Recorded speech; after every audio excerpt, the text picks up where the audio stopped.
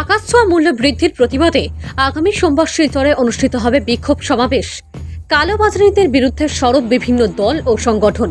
স্থানীয় প্রশাসন ও রাজনেতাদের অকর্মণ্যতার কালোবাজারে মুনাফাখোর ও দুর্নীতিবাজদের বৃহৎ মৃগয়া ক্ষেত্রে পরিণত হয়েছে বরাক উপত্যকা। দুর্নীতি দমনের নামে দুর্বৃত্তদের আড়াল করতে ক্ষুদ্র ব্যবসায়ীদের ধরপাকড় যেন এক নাটকীয়তায় পরিণত হয়েছে। বরাকের আপৎকালীন ব্যবস্থা গ্রহণে সরকার ও প্রশাসনের ভূমিকা প্রায় শূন্য। সাধারণ খেটে খাওয়া মানুষ দৈনিক রোজগারের মাধ্যমে পরিবার চালালেও বন্যা পরিস্থিতিতে আজ সেটাও স্তব্ধ। অথচ শাক সবজি, বিদ্যুৎ, ফোনের রিচার্জ ও জীবদায়ী ঔষধপত্র সহ নিত্য প্রয়োজনীয় সামগ্রীর আকাশ ছোঁয়া মূল্য বৃদ্ধি জনগণের দৈনন্দিন জীবনকে দুর্বিষহ করে তুলেছে।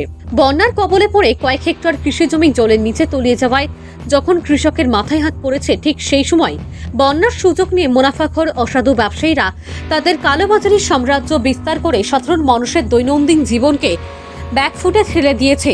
এদিকে বন্যার জলে তলিয়ে যাওয়া কৃষি জমিগুলো উর্বর করতে কৃষকরা গ্রাম কাছড়ের বিভিন্ন এলাকায় ট্রাক্টর ও পাওয়ার টিলার ব্যবহার করে দিনরাত পরিশ্রম করে যাচ্ছেন।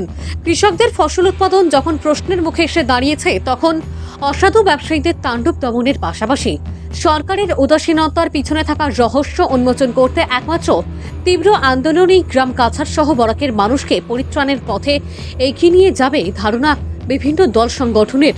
তাই নিত্য প্রয়োজনীয় সামগ্রীর আকাশ ছোঁয়া মূল্য বৃদ্ধি নিয়ন্ত্রণে আনার পাশাপাশি সরকার সহ প্রশাসনের উপর চাপ সৃষ্টি করতে শনিবার কাছাড়ের 15টি সংগঠন ঐক্যবদ্ধ হয়ে আগামী সোমবার বিশাল গণসমাবেশের ডাক দিয়েছেন। এদিন আয়োজিত এক সাংবাদিক সম্মেলনে বর্তমান সরকার, স্থানীয় জনপ্রতিনিধি ও প্রশাসনের বিরুদ্ধে তীব্র ক্ষোভ ব্যক্ত করে প্রশাসনিক ব্যবস্থায় সুলভ মূল্যে খাদ্য সামগ্রী খুচরো ব্যবসায়ীদের মধ্যে বন্টন করা, নিত্য প্রয়োজনীয় জিনিসপত্রের বাজার মূল্য নির্ধারণ করে বাজারের মুখ্য স্থানগুলোতে তালিকা প্রকাশ করা সহ মুনাফাখোর কালোবাজারিদের বিরুদ্ধে অতি সত্বরবিহীন ব্যবস্থা গ্রহণের আর্জি জানিয়েছেন তারা। পাশাপাশি সোমবার শিলচরে অনুষ্ঠিত হতে যাওয়া বিক্ষোভ সমাবেশকে সফল করতে সকলের উপস্থিতি ও সহযোগিতা কামনা করেছেন আয়োজকরা। সাংবাদিক সম্মেলনে ঋষিকেশ দে, হিল্লোল ভট্টাচার্য, সাধন পুরকায়স্থ, রফিক আহমেদ, অরিন্দম ভট্টাচার্য, স্নিগ্ধা নাথ সহ অন্যান্যরা উপস্থিত ছিলেন। একদম রাস্তা বন্ধ হলে স্কোয়াশের কেজি 80 টাকা থেকে 120 টাকা হয় ফুল বিক্রিতে। শিলংয়ের বাজারে স্কোয়াশ 10 টাকা, শিলচরের বাজারে 80 টাকা থেকে 120 টাকা পর্যন্ত। আপনি চিংড়ার কেজি বলেন 100 টাকা। প্রত্যেকটা জিনিসের ক্ষেত্রে অত্যাবশ্যকীয় পণ্যের প্রত্যেকটা জিনিস থেকে এত দ্রব্যমূল্য বৃদ্ধি শিলচরে, যেটা আমার মনে হয় আসাম তথা ভারতবর্ষের বিভিন্ন জায়গায় নেই।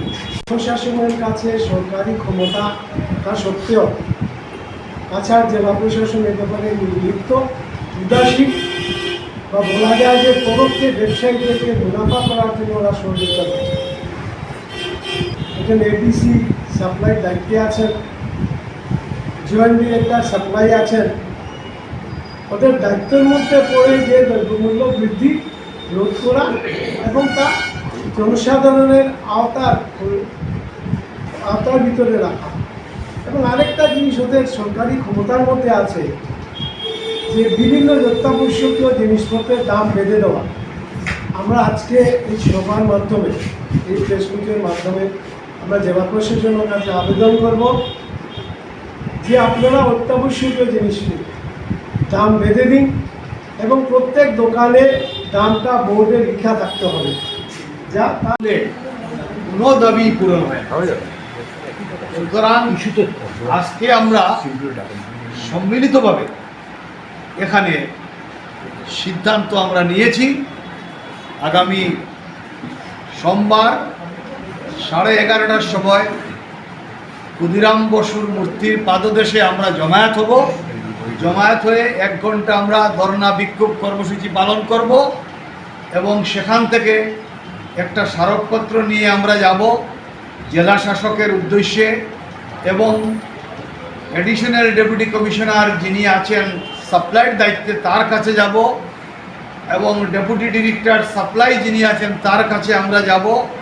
গিয়ে আমরা চেষ্টা করব ওনাদের নিদ্রা যাতে ভাঙাতে পারি, কারণ ওনাদের কোনো দায়িত্ব পালন করছেন না।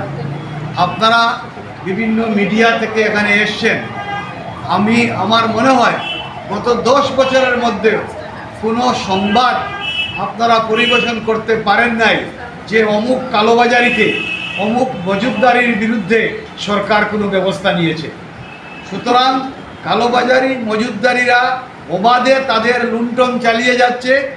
এই ক্ষেত্রে যাদের দায়িত্ব এই সব রোধ করা, তারা নির্বিকার হয়ে বসে আছেন। সুতরাং আমরা সম্মিলিতভাবে একটা চেষ্টা নিচ্ছি জাগাবার, যদি ওনারা জাগেন ব্যবস্থা গ্রহণ করেন ভালো, নহলে আমরা আরও বৃহত্তর আন্দোলনের কর্মসূচি গ্রহণ করে আমরা রাস্তায় নামব। রাস্তার জন্য, রাস্তার মেরামতির জন্য, ভাঙ্গা রাস্তার জন্য শিলচর শহরের বিভিন্ন জায়গায় রাস্তা রূপ হয়েছে। এখন দ্রব্যমূল্যের বৃদ্ধির প্রতিবাদে আমরাও রাস্তার উপর মতো কর্মসূচি বা এর চেয়েও আরও কঠোর কর্মসূচি আমরা গ্রহণ করতে আগামী দিনে বাধ্য হব। যে কোনো পণ্য সামগ্রী এ বলে আমায় দেখ, তো বলে আমায় দেখ, দামের জন্য একটা কম্পিটিশন চলছে। সাধারণ নিম্নবিত্ত মধ্যবিত্ত মানুষের নাভিশ্বাস উঠছে। কিন্তু আমরা দেখতে পাচ্ছি যে সরকারের জায়গা থেকে, প্রশাসনের জায়গা থেকে একেবারে এক উদাসীন ভাব চলছে। তাদের জন্য কোনো দায়িত্ব নেই, সেই জায়গায় চলছে। সোশ্যাল হারমোনির পক্ষ থেকে বিভিন্ন সংগঠনের সাথে আমরা যোগাযোগ করি এবং আমাদের মনে হয়েছে প্রত্যেক সংগঠন মিলে এবং সচেতন মানুষেরা, ভুক্তভোগী মানুষেরা মিলে যদি আমরা একটা গণ আন্দোলনের মতো তৈরি করতে না পারি, একটা গণপ্রতিবাদ তৈরি করতে না পারি, তাহলে এই অবস্থার থেকে আমাদের কোনো রেহাই নেই। এই উদ্যোগে সাড়া দিয়ে শিলচর শহরের বরিষ্ঠ সংগঠনগুলো এবং বরিষ্ঠ ব্যক্তিত্ব যারা বিভিন্ন সময় বিভিন্নভাবে বিভিন্ন আন্দোলনকে গড়ে তোলেন এবং তার ফল শহরবাসীকে পেতে সহযোগিতা করেন, সেই জায়গাগুলোতে আমরা আজকে তাদেরকে নিয়ে এখানে আপনাদের মুখোমুখি। প্রত্যেকটা মানুষ, যেখানে আমরা দেখতে পাচ্ছি যে 100 টাকা, 120 টাকা, 80 টাকার নিচে কোনো শাকসবজি বাজারে নেই, মাছের বাজারে গেলে আগুন, মানুষ কিভাবে খেয়ে পড়ে বাঁচবে, ওষুধের দাম আমাদের চলে গেছে আমাদের নাগালের বাইরে, তার উপর চাপিয়ে দেওয়া হচ্ছে ট্যাক্সের বোঝা। এই যে অবস্থা, সেই অবস্থা থেকে নিষ্কৃতি আমরা কী করে পেতে পারি, এই জন্য আমরা আলোচনা করেছি। কাছে যাব, যখনই নিচে নামি আমি পথে ঘাটে যখন দেখা হয় তাদেরকে, তারা নিজেরাই আমাকে বলে যে আমরা বাঁচবো কী করে। কাজের মাসিরা যখন আসে সেই একই কথা। সত্যি সত্যি এর একটা প্রতিকার বা প্রতিবাদ ভীষণ প্রয়োজন।